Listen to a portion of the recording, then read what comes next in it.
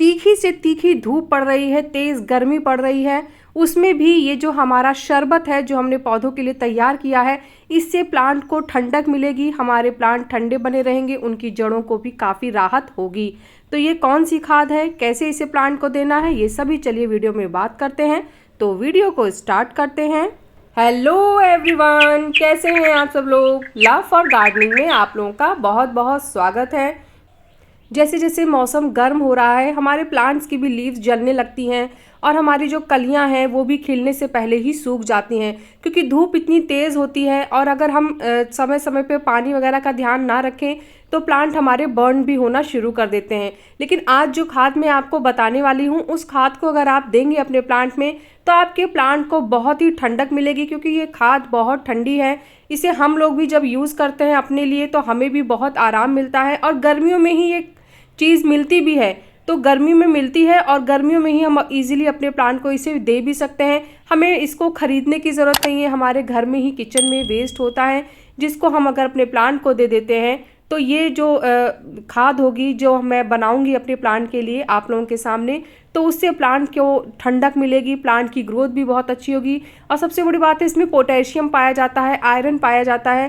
तो इससे क्या होता है कि फूलों की पैदावार, फलों की पैदावार भी ज़्यादा होगी, और प्लस हमारे प्लांट स्ट्रॉन्ग बने रहेंगे, क्योंकि इसमें आयरन भी है। और प्लांट में विटामिन ए, बी और सी वो भी इसमें बहुत ज़्यादा पाया जाता है, तो उससे भी हमारे प्लांट की ग्रोथ बहुत अच्छी होगी। तो इसको दो तरीके से हम अपने प्लांट में दे सकते हैं। तो दोनों तरीके मैं आपको बताऊंगी, कितने टाइम पे देना है वो भी बताऊंगी। तो वीडियो में बने रहिएगा और आप डिटेल में एक एक चीज़ को फॉलो करेंगे तो आपको सारी इन्फॉर्मेशन इजीली मिलती रहेगी। तो इसको बनाने का जो पहला तरीका है, सबसे पहले हम उसकी बात कर लेते हैं।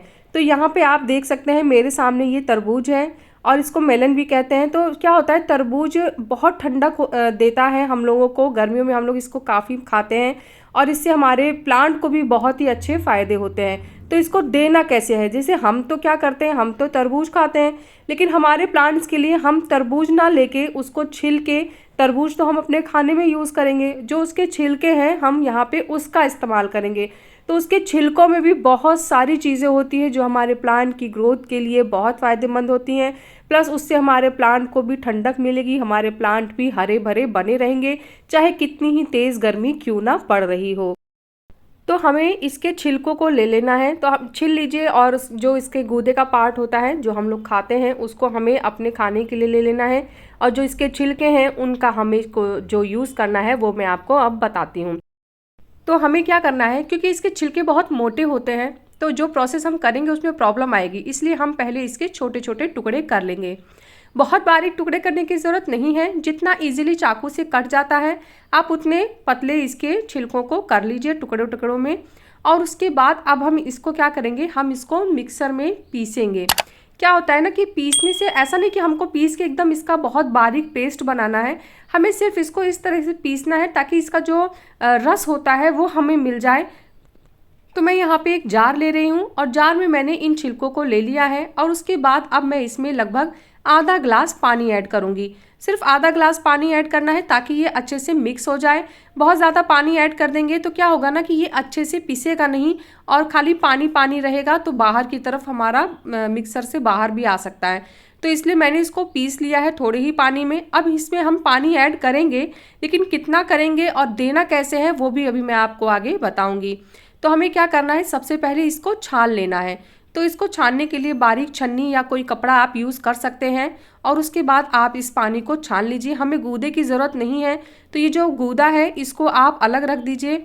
इसका भी अभी क्या यूज़ करना है वो मैं आपको बताऊंगी, लेकिन अभी फ़िलहाल हम पानी को छान लेंगे, और छानने के बाद जो हमें पानी मिलता है वो हमें लेना है, और जो गूदा है उसे हम साइड कर देंगे। तो ये जो छिलके का वेस्ट बचा है इसको अगर आप चाहें तो पानी में 2 दिन के लिए भिगा सकते हैं। 2 दिन भिगाने के बाद फिर से आप पानी को छान लीजिए, और उस पानी में 3 से 4 गुना पानी ऐड करके आप किसी भी प्लांट को दे सकते हैं। लेकिन बस एक ही बार इसका यूज़ करिएगा, आप इसको फिर बार बार यूज़ मत करिएगा, उस छिलके को फिर आप फेंक दीजिएगा। अब देखिए ये जो पानी हमने जो तरबूज का छिलका था उससे हमने निकाला है, और उसके बाद अब हमें जो पानी मिला है इस पानी में हम 10 गुना पानी ऐड करेंगे। पानी हमें नॉर्मल ऐड करना है, ये नॉर्मल पानी जो टैप का होता है वही है। बस आपको क्वांटिटी का ध्यान रखना है। हमें जितना भी आपके पास पानी बनके तैयार हुआ है उसमें 10 गुना नॉर्मल पानी ऐड करना है बस। अब ये जो हमारी खाद है ये बनके तैयार हो गई है। अब आप इसको प्लांट को दीजिए तो बहुत ही अच्छा रिजल्ट मिलेगा। और दूसरी खाद कैसे बनानी है अब चलिए इसके बारे में भी बता देती हूँ।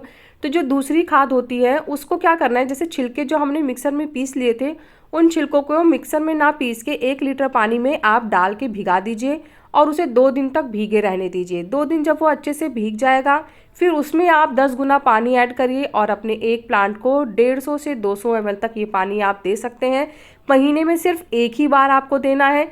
और हाँ, जैसे हम जो घरेलू खाद देते हैं ना तो उससे फंगस के चांसेस बहुत ज़्यादा हो जाते हैं जब हम उसको अच्छे से डाइल्यूट करके नहीं देते हैं। तो इसके लिए एक तो आपको हमेशा डाइल्यूट करके अपने खाद को देना है। दूसरा, आपको 15 दिन में एक बार फंगीसाइड ज़रूर घोल के अपने प्लांट की मिट्टी में डाल देना है।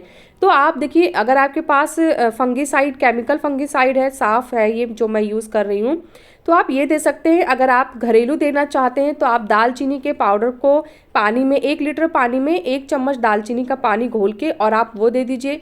अगर आप हल्दी देना चाहते हैं तो 1 लीटर पानी में आधा चम्मच हल्दी घोल के और आप वो दे दीजिए। और अगर आपके पास केमिकल है तो आप ये यूज़ कर सकते हैं।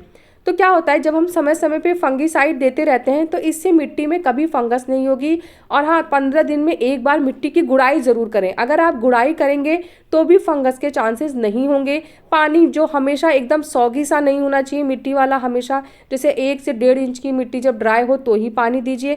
तो जब आप इन सब चीज़ों का ख्याल रखेंगे और बार बार हमेशा ऑर्गेनिक खाद के नाम पे आप डेली खाद नहीं देंगे, एक हिसाब से देंगे, तो फंगस की कोई भी प्रॉब्लम प्लांट में नहीं आएगी। आप चाहें तो फंगीसाइड का स्प्रे प्लांट पे भी कर सकते हैं और उनकी जड़ों पे भी कर सकते हैं। बहुत तेज़ गर्मी पड़ रही होगी तो प्लांट को आप ऐसी जगह रखें जहां उसे दोपहर की जो 12 से 4 बजे की सनलाइट होती है वो ना मिले। बाकी दिन भर की सनलाइट आप दे सकते हैं। ये जो खाद मैंने आपको बताई है ये आप indoor plants, outdoor plants, fruits, vegetable या फिर फ्लावर के प्लांट, किसी भी तरीके के प्लांट को दे सकते हैं। 100% ऑर्गेनिक खाद है, इसका कोई भी साइड इफ़ेक्ट नहीं है। लेकिन हाँ, जितनी क्वांटिटी मैंने बताई है आपको उतना ही यूज़ करना है और प्लांट को डाइल्यूट करके ही देना है। कोई भी ऑर्गेनिक खाद या केमिकल खाद आप कुछ भी प्लांट को दे रहे हैं तो किसी भी खाद के बीच में 15 दिन का गैप होना ही होना चाहिए। तो बाकी सारी डिटेल, सारी इन्फॉर्मेशन मैंने आपको बता दी है। उसके बाद भी कोई क्वेश्चन कन्फ्यूज़न होगा तो आप कमेंट करिएगा, कमेंट में मैं आपके क्वेश्चन का रिप्लाई ज़रूर करूँगी। कैसा लगा मेरा आज का वीडियो मुझे ज़रूर बताइएगा। अगर आपको वीडियो पसंद आया है तो वीडियो को लाइक करिएगा, चैनल को सब्सक्राइब करिएगा और प्लांट से रिलेटेड अगर कोई भी क्वेश्चन आपके माइंड में है तो आप कमेंट के थ्रू मुझसे बात कर सकते हैं। मिलते हैं फिर नेक्स्ट वीडियो में, तब तक के लिए बाय, टेक केयर।